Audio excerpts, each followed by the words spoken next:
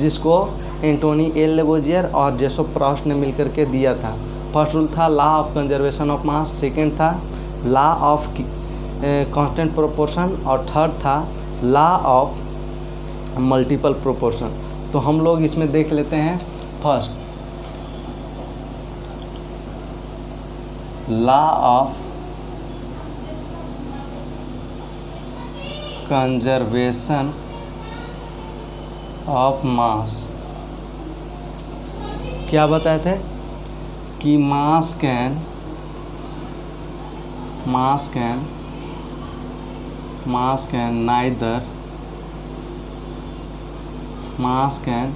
neither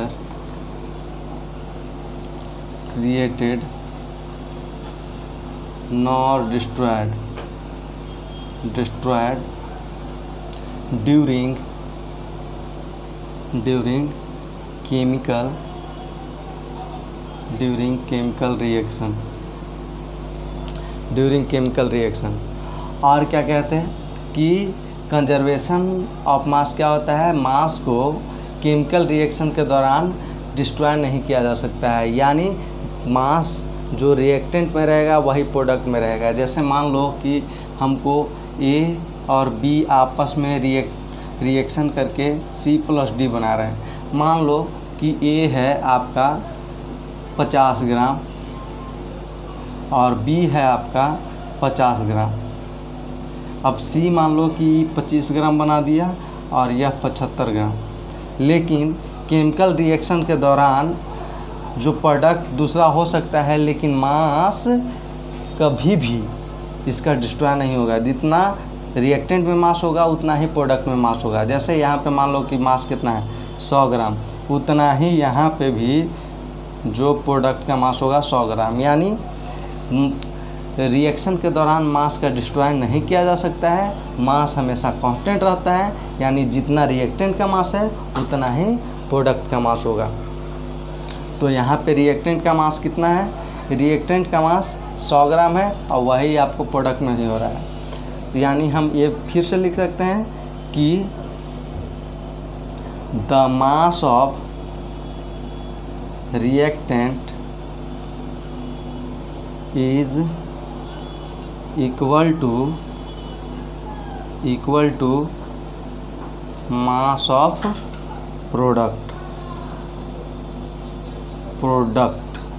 that means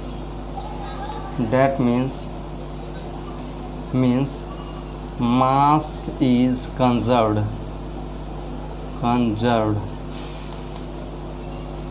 during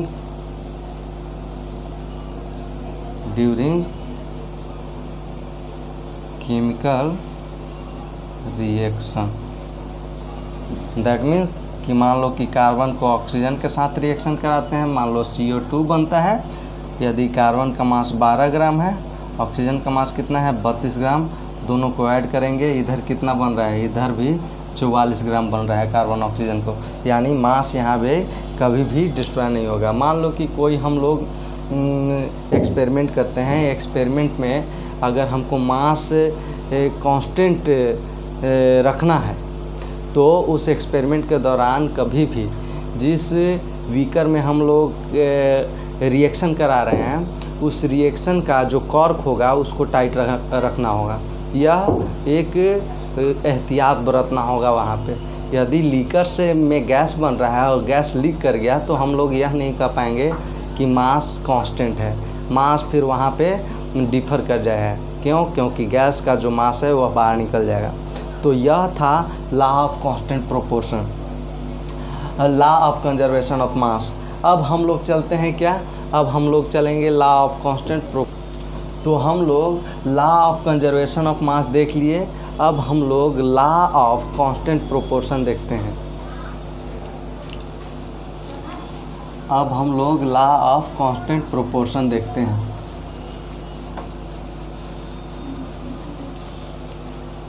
law of constant proportion क्या होता है? सेकेंड है आपका लॉ ऑफ कांस्टेंट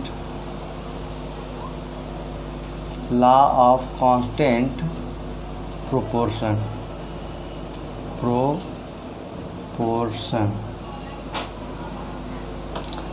क्या होता है? कहा जाता है क्या कि किसी भी सोर्स से यदि कोई कंपाउंड को हम लोग लेते हैं, जैसे मान लो कि कोई कंपाउंड हम ले रहे हैं रिवर से मान लो वाटर लिए हम, तो हम क्या कर रहे हैं कि यदि किसी भी सोर्स से कोई कंपाउंड लेते हैं तो उस कंपाउंड में प्रेजेंट एलिमेंट क्या है? हाइड्रोजन ऑक्सीजन है। किसी भी सोर्स से यदि कोई कंपाउंड लेते हैं तो उस कंपाउंड में प्रेजेंट एलिमेंट का रेशियो बाय मास फिक्स्ड होता है। जैसे देखो हाइड्रोजन यहाँ पे कितना है? 2 है, इसलिए यहाँ पे 2 ग्राम हो गया। ऑक्सीजन कितना है? 16 ग्राम। यदि दोनों का हम रेशियो लेंगे तो 1:8 हो जाएगा। यानी यह जो मास है हमेशा फिक्स्ड है, मास चेंज नहीं करेगा। यानी ऐसा नहीं है कि हम रिवर से लिए और कहीं हैंड पंप से हम वाटर लिए, तो यहाँ पे हाइड्रोजन ऑक्सीजन का मास डिफरेंट हो जाएगा। ऐसा नहीं है, यहाँ पे भी 1:8 ही आएगा। तो हम क्या कहें कि यदि किसी भी सोर्स से यदि किसी कंपाउंड को लेते हैं तो उस कंपाउंड में प्रेजेंट एलिमेंट का रेशियो बाय मास हमेशा फिक्स्ड होता है। अब हम लोग यहाँ से लॉ ऑफ कांस्टेंट प्रोपोर्शन को जान लें, इसका हम लोग डिफिनेशन देख लेते हैं। In a given compound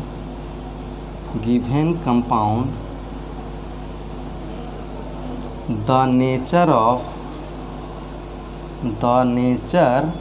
of elements remains fixed and these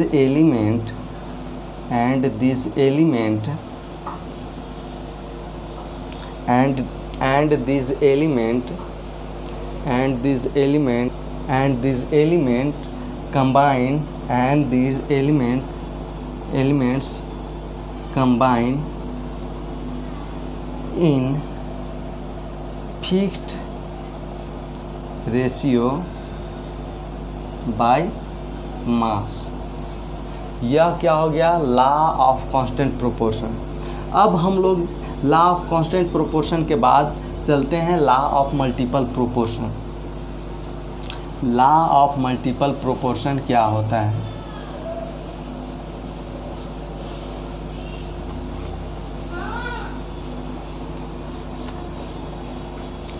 law of multiple proportion third है आपका law of multiple proportion. Law of multiple proportion, इसमें क्या कहा जाता है कि जब भी दो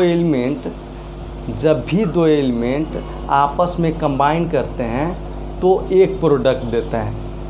जब भी दो एलिमेंट आपस में कंबाइन करता है, आपस में रिएक्शन करता है तो एक प्रोडक्ट देता है। लेकिन ऐसा हो कि जब दो एलिमेंट आपस में कंबाइन करके दो या दो से अधिक प्रोडक्ट दे, क्या? जब दो एलिमेंट आपस में कंबाइन करके दो या दो से अधिक प्रोडक्ट दे, तब हम लोग कहेंगे क्या कि जो प्रोडक्ट बनेगा उसमें प्रेजेंट एक एलिमेंट का मास फिक्स रहेगा तथा जो दूसरे एलिमेंट होगा उसका मास होल नंबर रेशियो में होगा। जैसे हम लोग समझते हैं, जैसे हम लोग समझ रहे हैं कि मान लो कि कार्बन को हम ऑक्सीजन के साथ रिएक्शन कराते हैं तो क्या बनेगा? Carbon monoxide. कब? जब ऑक्सीजन को लिमिटेड अमाउंट में लेंगे।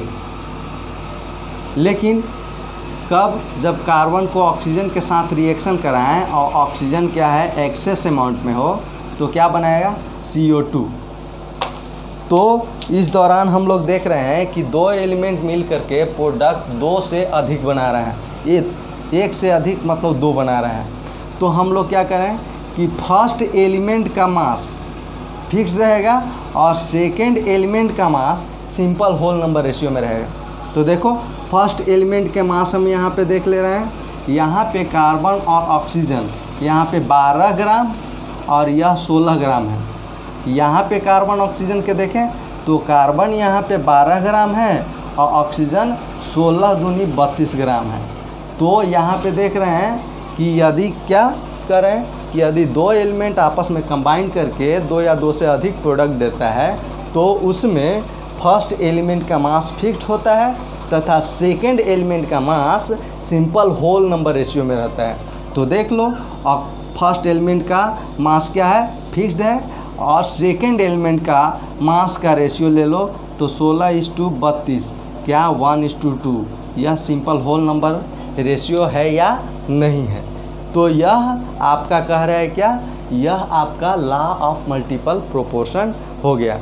अब एक और एग्जांपल देख ले रहे हैं। यह फर्स्ट एग्जांपल था, सेकंड एग्जांपल देख रहे हैं। मान लो कि हाइड्रोजन को ऑक्सीजन के साथ रिएक्ट कराते हैं तो क्या बनता है H2O, लेकिन वही एक्सेस मात्रा में लेंगे तो H2O2 मिलाते हैं तो क्या बनता है H2O2 बन जाता है, यह बन जाता है। अब देखो यहाँ पे हम लोग देख रहे हैं कि इसका रेशियो हाइड्रोजन का और ऑक्सीजन का यहाँ पे 2 ग्राम है, यहाँ पे 16 ग्राम है, यहाँ पे 2 ग्राम है और यहाँ पे 32 ग्राम है। यह तो फिक्स्ड है, लेकिन इसका 16:32 इसका रेशियो क्या आ जाएगा 1:2। तो यह जो प्रोडक्ट बनेगा उसमें सेकेंड एलिमेंट का रेशियो बाय मास क्या होगा, होल नंबर रेशियो में होगा। तो यह था लॉ ऑफ मल्टीपल प्रोपोर्शन। तो हम इसका स्टेटमेंट लिख देते हैं। तो लॉ ऑफ मल्टीपल प्रोपोर्शन का यह स्टेटमेंट है जिसमें यही बताया गया कि यदि दो एलिमेंट आपस में कंबाइन करके दो या दो से अधिक प्रोडक्ट बनाता है तो उस प्रोडक्ट में फर्स्ट एलिमेंट का जो मास होगा वह क्या होगा, कांस्टेंट होगा, और सेकेंड एलिमेंट का मास क्या होगा, fixed ratio simple whole number में रहेगा, जो हम यहाँ पे देख रहे हैं। तो यह था लॉ ऑफ मल्टीपल प्रोपोर्शन। अब हम लोग चलते हैं क्या, अब यहाँ से हम लोग आगे बढ़ते हैं।